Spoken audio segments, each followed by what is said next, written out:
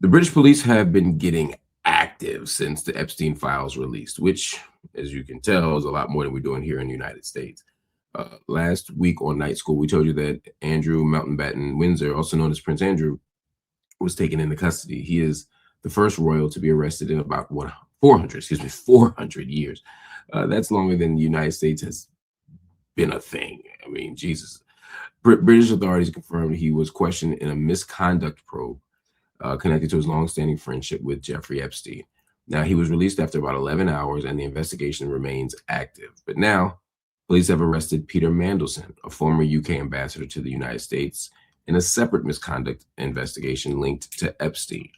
According to British reports, Mandelson is being investigated over claims that he shared sensitive government information with Epstein more than a decade ago, when he was still in service to the government in a formal capacity. There are no allegations of sexual misconduct against him. It's important to say that. Mandelson was removed from his diplomatic post last September after emails surfaced showing that he remained in contact with Epstein after Epstein's 2008 conviction for sex offenses involving a minor. When additional details emerged in documents released by the U.S. Justice Department last month, British police opened a criminal probe. Those files suggest that Mandelson may have passed along sensitive and possibly market-moving information in 2009.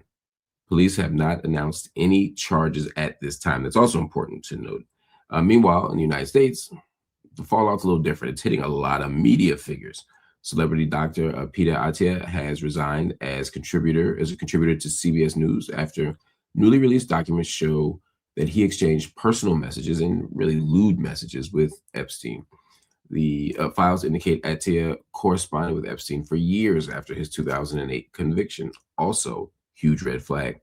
Attia said in a statement that he stepped down to avoid being a distraction to the network, which is what you say. Could be true, could not be true, but what we know for sure is what he did was disgusting. And we know that it's not just a matter of being a distraction. It's that the network doesn't want you there, and you can't be there, and the audience doesn't want you to be there. Let's not make it sound like it's a noble act. Anyway, he denied any wrongdoing, said he never traveled on Epstein's plane. He said he never visited an island, that he never attended any parties connected with him. That we don't know. But those emails are enough. Certainly enough to make you lose your job. Attia was one of 19 contributors recently brought on by CBS News.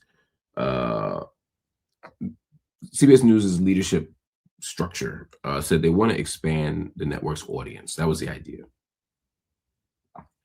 And since the documents were released, some of his reporters have publicly criticized him for his past association.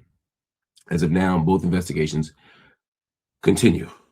The one in the UK seems to be doing a lot better, but anyway, the U.S. seems to be more of a court of public opinion, while in some career stuff, whereas the UK stuff seems to be a lot more tied to the court system. What we know for sure is that on both sides,